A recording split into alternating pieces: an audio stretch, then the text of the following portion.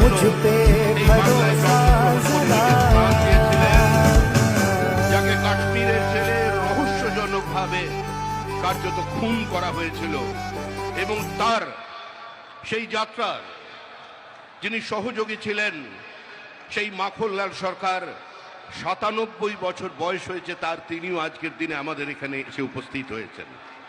শ্রী মাখনলাল সরকার शगुनवा सौधा सौधा सा ये साथ तोरा, चुपके से महका किया तोरे आगे मैं सर को झुका दूं,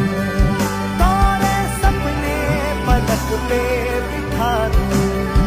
काला टीका मैं तो है लगा दूं, रखियो मुझ पे भरोसा